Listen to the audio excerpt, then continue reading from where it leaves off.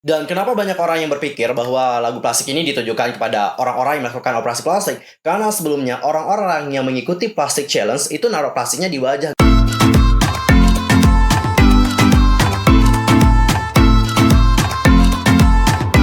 Hi guys, I'm Mr. Kim. Welcome back to my channel. Gimana sih kabar kalian hari ini? So fine, so good, nothing problem dong kan ya? Dan bagi semua yang punya problem, keep fight-nya guys, don't give up. Oke, untuk hari ini kita akan membahas tentang dua topik. Topik yang pertama adalah tentang tragedi yang mengenaskan sebelum Rose Blackpink ini melakukan debut solonya. Dan yang kedua adalah tentang lagu plastik dari Young Lex. Lagu ini ditujukan untuk siapa sih? Kepada idol kah? Kepada K-popers kah? Atau kepada siapa? Nanti kita akan bahas ya guys. Tapi tahan dulu nih, sebelum kita bahas bersama-sama, pastikan dulu dong untuk bantu perkembangan channel aku supaya menjadi channel K-pop terbesar dengan informasi seputar dunia per K-popan yang pastinya terlengkap dan juga ter-up-to-date. Kalian bisa langsung subscribe, bunyi loncengnya, seperti juga buat like and comment, serta share juga kepada teman-teman K-popers yang lain.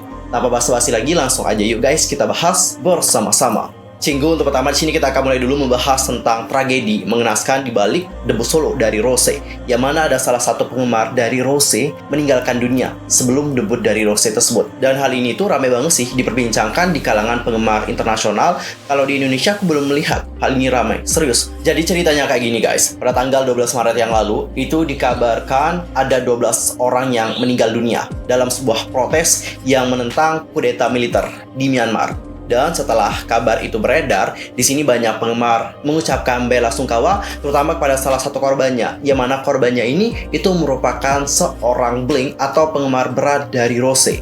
Nah, orang tersebut merupakan mahasiswa yang baru berumur 19 tahun, muda banget, namanya adalah Lin, dan dia ini emang ngebiasin Rose gitu. Aku juga punya kok bukti-buktinya, kalian dapat perhatikan.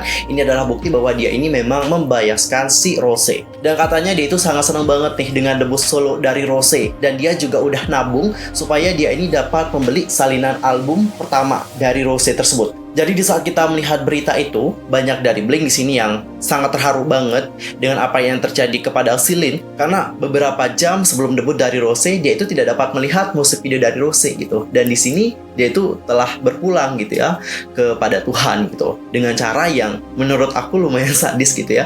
Karena di sini dia itu berjuang guys, dia itu menyuarakan keadilan untuk penduduknya dan juga negaranya. Seharusnya dia itu memiliki waktu lah sebentar supaya dia ini dapat mendengarkan dan juga dapat melihat musik video dari Rose yang on the ground. Dan berikut adalah beberapa postingan dari para Blink internasional. Langsung aja ya, aku bacakan bagaimana postingan mereka yang berada di Twitter. Salah satu penggemar Rose telah menyerahkan nyawanya di bawah tembakan teroris militer. Dia berjuang untuk demokrasi di Myanmar, dan sekarang dia itu tidak dapat mendengar Rose yang solo, yang mana hal itu telah dia tunggu sangat lama banget. Junta Myanmar menembaknya dengan pistol. Dia sedang menunggu debut solo Rose, tapi dia tidak bisa mendengar lagunya dan tidak bisa menonton solo biasnya untuk selama-lamanya. Seseorang yang berusia 19 tahun dan berkuliah di Yada Narbonne University Geology di tahun kedua, yaitu Lin, telah dikuburkan di rumah keluarganya yang berada di Mandalay. Although the military council has not yet released his dead body, this boy is a Blackpink fan. Biasnya adalah Rose. The saddest story of all Myanmar Blink. Hope he can watch Rose from the heaven and listen on the ground. If his Rose noticed him, he would be one of the happiest fanboy in heaven. Continue. Dan dengar-dengar berita ini juga sudah menyebar ke Blink yang berada di Korea Selatan, dan banyak dari Blink yang berada di Korea Selatan di sini juga sangat berduka dengan apa yang terjadi kepada Lin. Dan berikut adalah beberapa komentar dari para netizen Korea Selatan. Dia pasti sangat menantikan debut solonya. Saya berdoa agar dia berada di tempat yang lebih baik dan juga dia itu bahagia. Hatiku menangis untuk ini sehari sebelum debut solo. Ini sangat menyedihkan dan juga sangat memilukan. Sedih sekali mendengarnya. Beristirahatlah dengan damai. Nah, kalau kalian sendiri nih sebagai Blink mendengarkan bagaimana cerita dari salah satu Blink kita yang meninggal sebelum melihat bagaimana debut solo dari biasnya, yaitu Rose, itu bagaimana? Langsung saja sampaikan di kolom komentar. Ya, aku tahu bahwa setiap orang itu memiliki jalan yang berbeda untuk diambil oleh Tuhan kembali. Tapi aku sangat menyayangkan dengan apa yang terjadi kepada si Lin. Semoga perjuangan dan juga pengorbanan dari si Lin ini tidak sia-sia. Semoga apa yang ia cita-citakan bersama dengan korban-korban lainnya itu dapat terwujud suatu hari nanti. By the way, ada dari kalian yang pengen tahu apa yang terjadi dengan Myanmar? Perlu aku bacain beritanya kayak gimana? Oke, di sini aku akan bacain aja bagaimana kronologinya dan kenapa permasalahan ini terus berlarut dan juga berlarut. Mengenai apa yang terjadi dengan Myanmar, pihak militer Myanmar saat ini itu telah mengumumkan keadaan darurat di negara tersebut selama setahun. Militer merebut kendali pada tanggal 1 Februari setelah Partai Liga Nasional untuk Demokrasi atau NLD yang dipimpin oleh Suu Kyi memenangkan pemilu. Dan melansir dari BBC, pihak angkatan bersenjata yang mendukung oposisi menuntut pemungutan suara ulang dan mengklaim bahwa kemenangan yang terjadi itu adalah penipuan. Sementara itu, Komisi Pemilihan mengatakan bahwa tidak ada bukti yang mendukung klaim tersebut. Kudeta sendiri terjadi saat sesi baru parlemen akan dibuka, dan Suu Kyi saat ini berada dalam tahanan rumah dan didakwa memiliki walkie-talkie yang diimpor secara ilegal.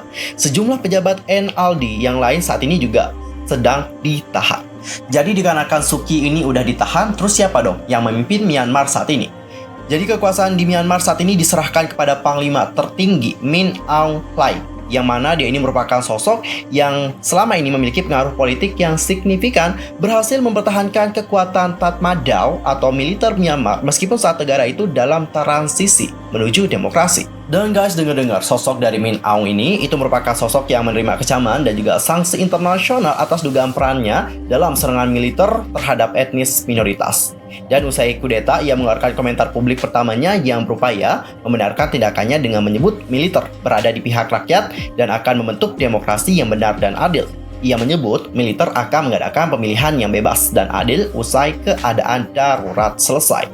Nah, aksi demonstrasi dari masyarakat Myanmar terjadi menanggapi adanya kudeta tersebut. Demonstrasi terbesar yang terjadi yakni peristiwa yang disebut dengan Saffron Revolution pada tahun 2007 yang lalu saat ribuan biksu bangkit memprotes rezim militer yang berada di negara tersebut. Dan aksi demonstrasi kali ini itu dilakukan oleh para guru, pengacara, murid, pegawai bank, dan juga para pegawai pemerintahan. Banyak banget ya, semuanya ikut andil dalam melakukan demonstrasi. Dan pada tanggal 12 Februari 2021, Jenderal Min Aung Hlaing mengancam akan melakukan tindakan efektif kepada para demonstran jika mereka tidak berhenti melakukan aksinya dan kembali bekerja. Dan pada Kamis 11 Februari 2021 malam, Min Aung Hlaing telah menyerukan agar para pegawai negeri kembali bekerja usai melakukan pembogokan secara nasional. Oke, sekarang sudah tahu ya apa yang terjadi dengan Myanmar, ada protes terhadap kudeta militer seperti itu. Dan buat yang pengen tahu siapa itu sosok dari Aung San Suu Kyi yang memenangkan pemilihan tadi, aku akan langsung jelasin ya guys. Jadi Aung San Suu Kyi itu terkenal sejak 1990 karena berkampanye memulihkan demokrasi. Dirinya menghabiskan 15 tahun di penjara, yakni pada tahun 1989 sampai 2010, setelah mengorganisir demonstrasi yang menyerukan reformasi, demokrasi, dan pemilu yang bebas. Ia mendapat penghargaan Nobel Perdamaian saat menjadi tahanan rumah pada tahun 1991. Pada 2015, dirinya memimpin NLD dan meraih kemenangan dalam pemilu Myanmar yang direbutkan secara terbuka dalam 25 tahun. Reputasi internasional Suu Kyi rusak akibat perlakuan Myanmar terhadap minoritas Rohingya. Suu Kyi muncul di hadapan Mahkamah Internasional pada tahun 2019 dan membantah tuduhan bahwa militer melakukan genosida. Oke, cinggu, sekarang kita akan membahas tentang lagu dari Young Lex yang terbaru, judulnya adalah Plastic. Siapa nih yang udah dengerin lagunya? Jujur aku udah dengerin kemarin karena banyak dari kalian yang request nih, Kak ayo dong bahas tentang lagu Young Lex yang Plastic, itu lagunya buat siapa sih? Jadi setelah aku dengerin sih, lagunya itu ditujukan kepada K-popers yang masih belum berpikiran dewasa, yang mana mereka ini kayak toxic gitu loh guys. Dan di sini Young Lex itu bilang nih bahwa kita kalau ngefans sama something atau pada idol K-pop itu boleh-boleh kok, tapi jangan sampai kita itu kelewatan nih, apalagi sampai fanatik dan juga terkesan seperti menyembah mereka. Jangan sampai seperti itu, karena sesuatu yang berlebihan seperti itu tidak baik. Jadi mulai sekarang kita itu harus ubah mindset kita gitu loh. Jangan sampai yang berlebihan dan juga fanatik. Pesan dari lagunya menurut aku secara pribadi bagus banget nih guys, untuk mengingatkan sesama. Ya meskipun tujuannya memang tidak untuk ngedis para idol K-pop yang melakukan operasi plastik, tapi ini ngebuat orang menjadi ambigu. Kenapa banyak orang yang ambigu? Karena judulnya aja udah plastik ya guys, yang mana plastik itu selalu berhubungan dengan yang namanya operasi plastik. Dan operasi plastik plastik ini itu sih selalu identik dengan idol-idol K-pop. Karena di masa lampau, di masa sekarang sih aku belum pernah dengar ya, itu kan kebanyakan yang mengaku bahwa mereka ini telah melakukan yang namanya operasi plastik. Hal ini yang ngebuat banyak orang, terutama di Indonesia, berpendapat bahwa para idol K-pop dan juga artis-artis Korea itu mukanya palsu gitu loh guys. Dan mereka semua ini kayak udah melakukan operasi plastik gitu ya, karena ketampanan mereka yang emang wow-wow banget gitu. Padahal nyatanya tidak semua idol K-pop dan juga artis Korea yang mereka anggap selama ini melakukan operasi plastik benar-benar melakukannya. Ada kok banyak sekali nih para idol K-pop dan juga artis Korea yang terlahir dengan ketampanan yang sangat wow dan juga kecantikan yang sangat wow sejak lahir. Kalau aku sebutin, misalnya nih kayak Bae Suzy, Yuna, habis itu ada Irene, habis itu ada Jui, habis itu ada Mina, Sana, Jang Won-young, Yuri, Sakura, banyak banget sih. Kalau aku sebutin satu-satu, nanti nggak kelar-kelar nih video ya. Intinya kalian tahu bahwa gak semua artis Korea itu melakukan yang namanya operasi plastik. Dan kenapa banyak orang yang berpikir bahwa lagu plastik ini ditujukan kepada orang-orang yang melakukan operasi plastik? Karena sebelumnya orang-orang yang mengikuti plastik challenge itu naruh plastiknya di wajah guys. Yang mana kalau udah naruh plastik di wajah, of course di sini banyak orang yang berpikir bahwa ini itu mengarah pada yang namanya operasi plastik. Karena ditaruhnya di wajah gitu ya, nutupin wajahnya. Jadi seolah-olah dia di sini melakukan yang namanya oplas. Bener nggak? Tapi setelah aku dengerin lagunya sih, plastik yang ditujukan di sini bukan kepada untuk idol gitu, bukan untuk idol, tetapi mental para penggemar K-pop yang seperti plastik. You know what? Aku baru pertama kali denger sih guys, serius. Aku baru pertama kali denger ada mental plastik. Padahal pas selama sekolah, SD, SMP, SMA, sampai kuliah, aku selalu ngikutin loh guys pelajaran bahasa Indonesia, serius. Ya meskipun sih ya nilai bahasa Indonesia aku nggak banyak gitu. Ya paling 80, 85, 90, hampir 100 juga sih, yang nggak banyak banget kan ya. Dan aku juga nggak pernah ya ngelewatin pelajaran bahasa Indonesia sekalipun. Tapi kok aku nggak bisa tahu ya tentang mental plastik. Oh gini kali guys, pas saat pelajaran itu, pas saat ngebahas tentang mental plastik, akunya nggak hadir. Makanya nggak tahu nih tentang apa itu mental plastik. Jadi buat kalian yang tahu tentang mental plastik, itu bisa komen di kolom komentar ya. Soalnya ini baru pertama kali aku dengar ada yang namanya mental plastik. Ya intinya sekarang udah tahu ya, aku udah jelasin bahwa lagu ini tidak bermaksud sama sekali untuk menyinggung para idol K-pop yang melakukan operasi plastik atau menyinggung K-popers yang lain. Intinya lagu ini cuma ditujukan kepada K-popers yang masih belum dewasa. Jadi buat kalian yang merasa dewasa, udah ya, jangan sampai kalian itu kepancing.